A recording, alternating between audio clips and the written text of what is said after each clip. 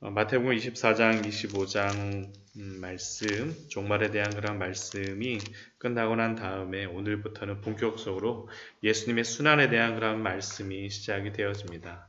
1절 말씀을 보면 예수께서 이 말씀을 다 마치시고 라고 하면서 오늘 말씀이 시작합니다. 보통 예수님의 그 5개의 설교 다마가 끝나고 난 다음에는 이러한 문구가 그 다음서부터 문단이 시작돼요. 이러한 문구로 시작이 되어집니다. 예수께서 이 말씀을 마치시고, 근데 이 5번째 이 문구가 마치고 난 다음에는 새로운 좀 약간 이전의 문구와는 좀 다른 것이 한 단어가 들어가 있습니다. 그것이 무엇이냐면 다 마치셨다라는 겁니다. 다 마치셨다라는 그러한 것들.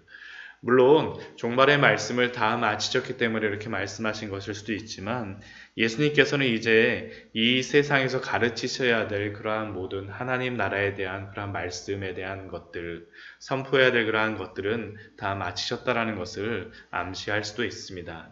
즉 예수님께서 이 땅에 그리스도 메시아로서 기름 부음 받은 자로서 사명 중에 하나가 그리스도라고 하는 것은 기름 부음 받은 자인데 제사장, 선지자, 왕이 이스라엘에서 이렇게 기름을 받는 것인데 선지자로서 가르치는 하나님 나라의 그러한 나라에 대한 그러한 말씀을 다 사명을 마치셨다라는 것을 또한 우리에게 말씀하여 주는 것이다라고 우리는 생각할 수 있습니다. 그리고 나서 예수님께서 하시는 말씀이 무엇이냐면 이러한 가르치심이 다 끝나고 난 다음에는 그 다음 남겨진 것은 이제 십자가의 사역이죠. 그래서 2절 말씀에서 이렇게 말씀하십니다. 너희가 아는 바와 같이 이틀이 지나면 유월절이라 인자가 십자가에 못 박히기 위하여 팔리리라. 예수님께서는 자신이 유월절에 십자가에 못 박히실 것을 제자들에게 다시 한번 말씀하셨습니다. 이렇게 말씀하심으로 말미암아 제자들이 알 수 있는 것이 무엇이겠습니까? 예수님께서 십자가에 못 박히시는 것도 벌써 하나님의 그 계획 속에서 또한 그냥 못 박히신 사람이 하는 것이 아니라 하나님이 인도하심 가운데 그것이 있겠구나라는 것들을 제자들을 깨닫게 하시기 위해서 알게 하시기 위하여서 또한 준비하게 하시기 위하여서 계속 말씀하시는 겁니다. 그리고 이렇게 예수님이 십자가에 못 박히시는 그러한 일들을 행할 사람들, 이것의 주체가 될 사람들이 누구입니까? 대제사장들과 장로들이 그 뒤에 보면 어떻게 그때 행하고 있는지를 우리에게 알려줍니다. 그때의 대제사장들과 백성의 장로들이 가야바라 하는 대제사장의 관정에 모여 왜 관정에 모였습니까? 그들이 예수님 죽일 방법을 의논하기 위하였습니다. 예수를 흉계로 잡아 죽이려고 의논하되 그러나 그들이 마음으로는 예수님을 그렇게 죽이고 싶었으나 그들이 죽일 수가 없었습니다. 왜냐하면 밀란이 날까 하여 명제를 하지 말다 하더라. 즉 그들은 예수님을 죽이고 싶은 마음, 어떻게든 무슨 흉계를 써서라도 예수님을 죽이고자 하는 그러한 마음들은 있었지만 유월절과 무교절의 기간, 이때 밀란이 일어나게 되면 어떻게 합니까? 그러면 로마에게 어떠한 반역이 일어났다는 그러한 것으로서 도구가 되어지게 되면 자신들의 종교 권력이 침해당할 것을 두려워하였기 때문에 사실은 이게 밀란이 나는 것이 두려운 것이 아니라 자신들의 그러한 종교 권력을 잃을까봐 이렇게 두려워하였던 것입니다. 그래서 6월절에 이 명절에는 하지 말자라고 그들이 이야기하였던 것입니다. 그런데 왜 이 사람들은 밀란에 나지 않을 죽이고 싶지만 그렇게 죽이지 않으려고 하였었지만 왜 예수님은 6월절에 죽으셔야만 했습니까? 그것은 바로 이 6월절이라고 하는 역사적인 문맥을 저희가 한번 볼 필요가 있습니다. 출애굽기 13장을 보면 이스라엘 백성들을 하나님께서 구원하실 때 있었던 일이 무엇입니까? 그때 6월절을 하나님께서 지키라고 말씀하시죠. 6월절 어린 양을 잡아서 먹고 또한 그 피를 어디다 바릅니까? 이스라엘 사람들이 사는 집에만 그 문설주에 그 피를 바르게 되면 그 집만 넘어간다라는 거죠. 이게 6월이라는 것이 다른 것이 아닙니다. 넘어간다라는 의미입니다. 넘어간다는 의미. 결국 예수님이 왜 6월절에 죽으셔야 합니까?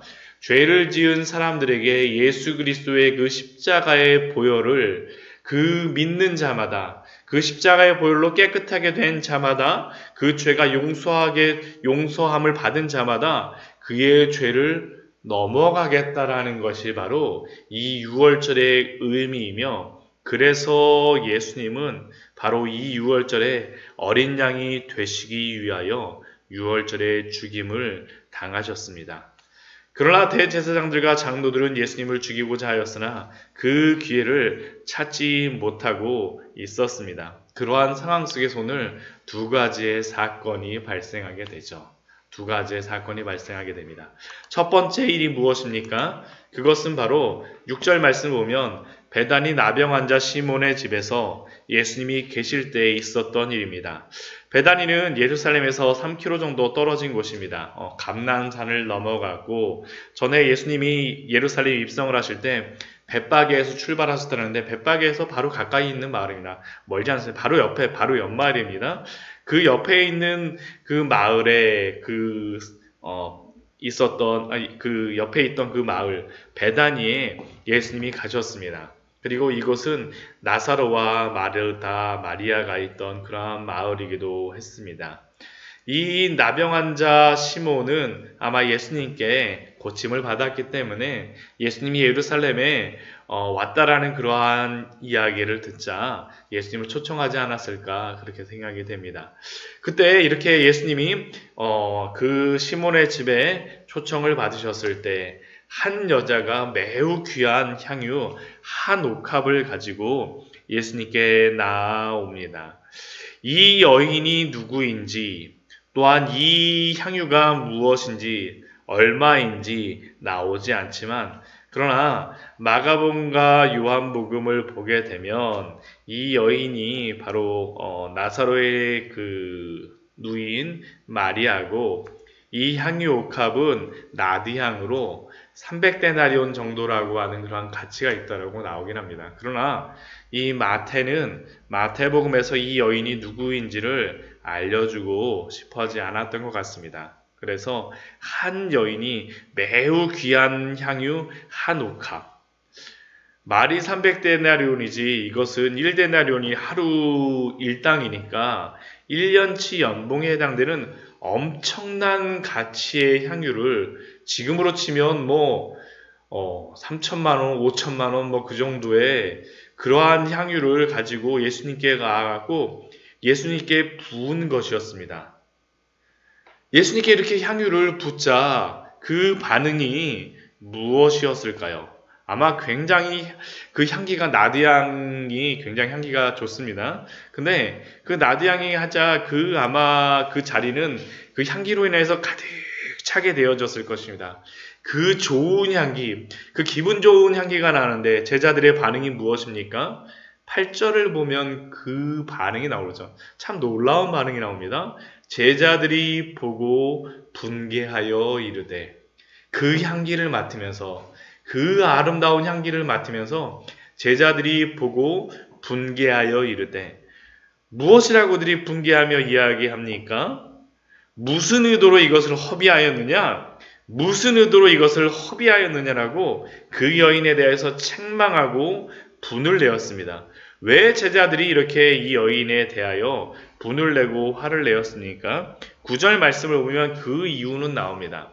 이것을 비싼 값에 팔아 가난한 자들에게 줄 수 있었겠도다.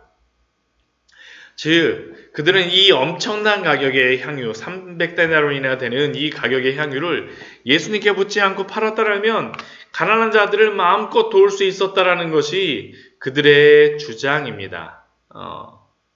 일견 합당하게 여겨집니다. 왜냐하면 바로 마태복음 25장 마지막에 보게 되면 예수님이 영광으로 올 때 어떤 일들을 말씀하십니까? 예수님의 참된 제자들은 무엇을 행해야 되냐 하면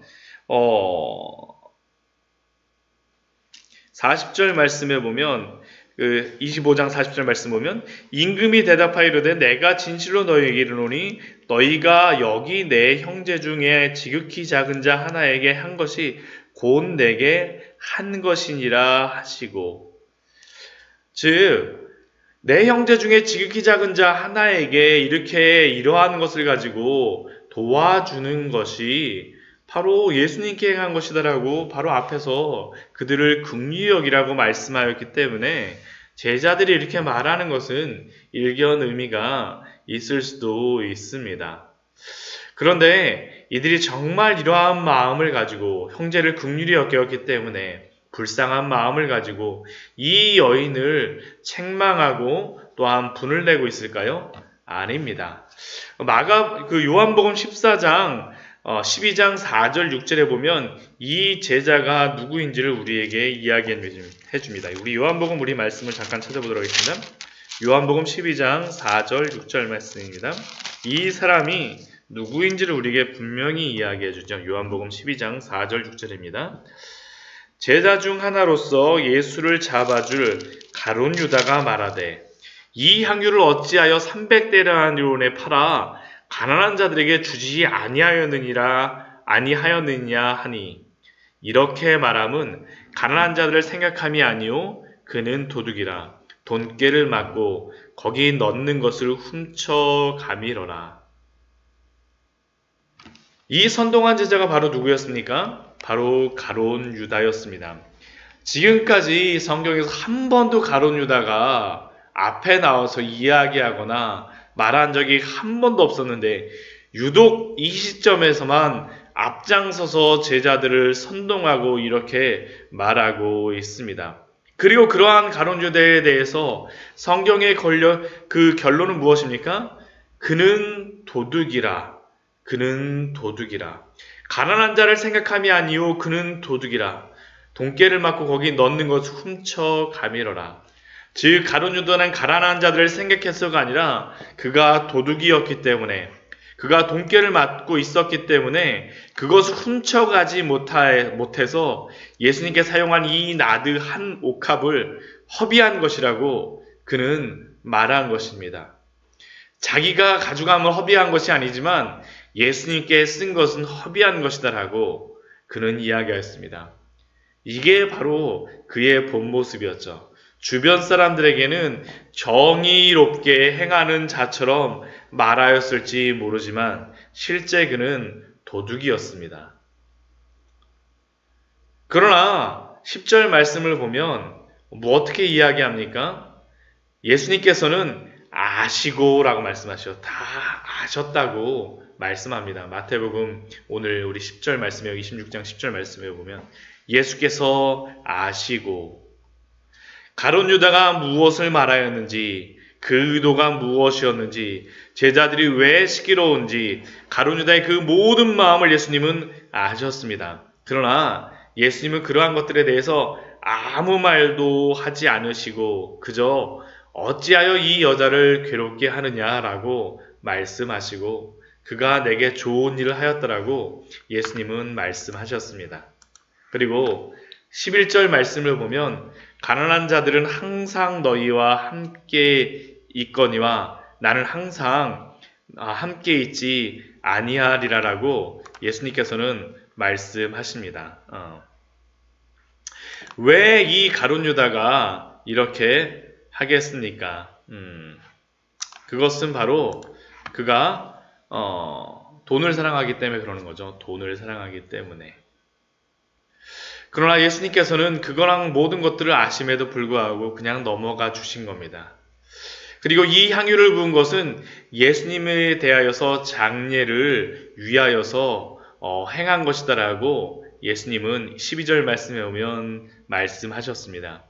내 몸에 이 향유를 부은 것은 내 장례를 위하여 함이니라. 왜 예수님께서는 이렇게 말씀하실까요? 예수님이 말씀하신 그대로입니다. 예수님은 이제 앞에서 말씀하신 것과 같이 십자가에 못 박히실 것이고 그 이후로 더 이상 그들과 함께 있지 않을 것이고 또 예수님이 죽으심을 준비하며 또한 향유를 붓는 것이 또한 필요하였기 때문입니다. 그리고 성경 말씀에는 나오지 않지만 예수님께 향유를 붓는다라고 하는 것은 또한 예수가 그리스도 되심을 선언하는 일이었기 때문입니다. 아까 제가 서두에도 말씀드렸지만 예수님이 그리스도가 되심, 마태복음 1장 1절의 시작이 무엇입니까? 아브라함과 다윗의 자손 예수 그리스도의 세계라.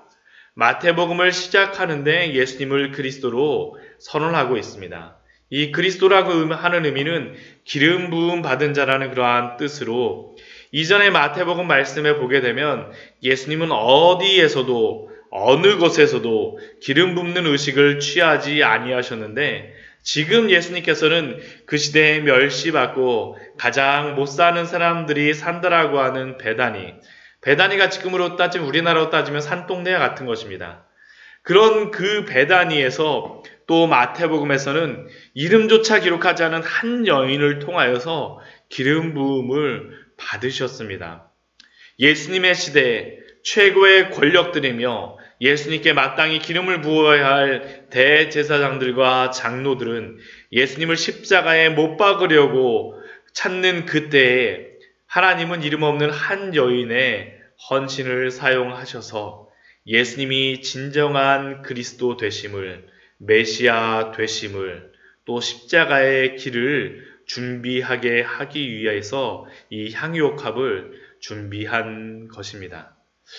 그렇게 예수님의 그리스도 되심을 선언하고 또 그 일을 행한 이 여인의 기름 부음은 예수님이 13절 말씀에서 이렇게 말씀하시죠. 온 천하 어디서든지 이 복음이 전파되는 곳에는 이 여자가 행한 일도 말하여 그를 기억하라.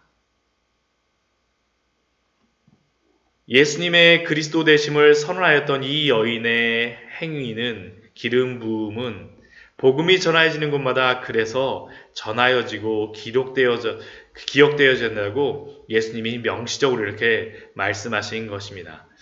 그렇다면 예수님의 기름 부으심을 마땅히 찬양하고 대제사장들과 장로들 대신이라도 기름을 부어야 될 사람 중 그러한 제자들 중 한 사람인 가룟 유다는 그때 어디에 있었을까요? 14절 말씀을 보면 그때에 라고 이야기합니다. 오늘 말씀을 보면 그때라는 것이 굉장히 많이 반복이 됩니다. 그때 계속 이게 중첩되면서 예수님의 이러한 십자가의 죽으심과 함께 그 주변의 사람들의 그러한 사건들이 계속 보여지는 겁니다. 그들의 마음이 보이는 겁니다.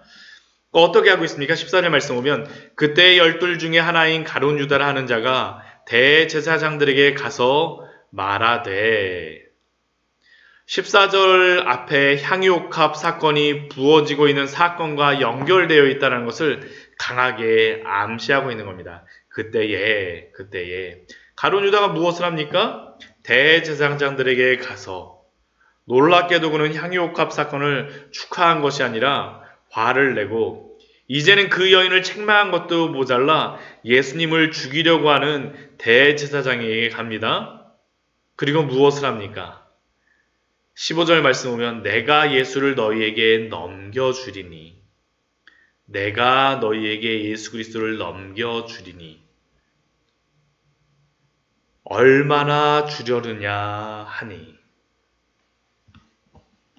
놀랍게도 그는 예수님을 돈 몇 푼에 팔려고 대제사장들과 흥정하고 있습니다. 그는 300데나리온의 돈을 얻지 못한 것이 못내 아쉬웠던지 그리고 예수님께 책망을 받은 것이 못내 마음속에 서운했던지 앙심을 품고 예수님을 팔고자 한 것입니다. 여기서 우리는 돈에 대한 그의 모습을 통하여서 그 돈으로 인하여서 나타나는 죄의 모습을 알 수 있습니다. 가룟 유다가 돈이 부족해서 이러한 일을 할까요? 돈의 부족함 때문에 이런 일을 벌일까요? 아닙니다. 그가 돈이 부족해서가 아니라 그는 돈을 사랑하기 때문에 예수님보다 돈을 더 사랑하기 때문에 이런 일을 행하고 있습니다. 만약 그가 돈이 부족하였다라면 그 돈의 액수를 이야기했을 것입니다. 그런데 그의 질문을 한번 잘 보십시오. 얼마를 주려느냐? 얼마를 주려느냐? 그 그는 돈을 사랑하여서 지금 돈의 액수와 상관없이 예수님을 흥정하고 있는 것입니다. 우리가 돈으로 시험을 받는 것도 비슷합니다. 우리가 돈이 부족한 것도 있지만 정말 문제인 것은 우리가 예수님보다 돈을 더 사랑한다라는 것이 문제가 아닙니까? 그리고 제사장들은 그러한 가룟 유다에게 얼마를 줍니까? 은 30을 달아서 줍니다. 많지도 않습니다. 은 30이 많은 것 같지만 많지도 않은 것입니다. 이 은 30이 무슨 돈입니까? 출애굽기 21장 32절 말씀을 보면 이렇게 기록되어 있습니다. 소가 만일 남종이나 여종을 받으면 소 임자가 은 30세겔을 그의 상전에게 줄 것이요 소는 돌로 쳐서 죽일지니라. 즉 소가 남종이나 여종을 받아서 죽는 경우에 그 종에 대한 배상으로 은 30을 주는 것입니다. 가장 하찮은 존재에 대하여서 그것에 대한 보상으로 주는 돈이 바로 은 30이었습니다. 그리고 돈을 사랑하였던 그 가룟 유다와 또한 예수를 죽이고자 마음먹었던 그 대제사장들은 그 성경에서 말하는 가장 가치 없는 사람의 값으로 멸시받을 만한 가치인 은 30에 서로 흥정하고 예수님을 팔은 것입니다. 그리고 그 결과가 무엇입니까? 가룟 유다는 그 16절에 보면 이렇게 말하죠. 그가 그때부터 은 30을 받은 그때부터 예수를 넘겨줄 기회를 찾더라라고 기록되어 있습니다. 이제는 예수님을 믿고 따르는 제자가 아니라 예수님을 팔아먹을 기회를 찾는 마귀의 제자가 된 가룟 유다를 우리는 발견할 수 있습니다. 오늘 말씀을 보면서 참 아이러니하고 어떠한 명백한 대비를 보여주고 있지 않습니까? 예수님께 기름을 부어야 할 대제사장들과 장로들 그리고 제자 중 한 명인 가룟 유다는 예수님을 죽일 기회를 찾고 있고 그 시대 가장 하찮다라고 여김을 받았던 한 여인을 통하여서 예수님이 기름 부음을 받으시는 일들, 하얀 종이에 까만 점이 찍힌 것과 같은 선명한 대비를 보여주고 있습니다. 말씀을 정리하도록 하겠습니다. 예수님의 죽음을 대비하며 그분의 그리스도 되심을 준비하는 한 여인과 같이 살아가기를 소원하십시오. 이 세상을 사랑하는 것이 아니라 300데나리온의 그 돈을 사랑하는 것이 아니라 예수님을 사랑하시는 그 성도님들이 되시기를 축원드립니다. 우리가 만약 예수님을 사랑하지 않는다라면 우리는 300데나리온이 아니라 은 30에도 유혹을 받을 수 있는 자임을 또한 성경은 우리에게 말씀하고 있습니다. 부활절이 점점 다가오고 있습니다. 예수님을 참되게 사랑하는 그러한 믿음 위에 우리를 서게 하여 주시옵소서. 이 세상을 보는 자들이 아니라 주님을 바라보는 자들 되어지게 하여 주시옵소서. 우리 주님 앞에 간절히 기도하며 우리 주 앞에 나가도록 하겠습니다. 같이 기도하시겠습니다.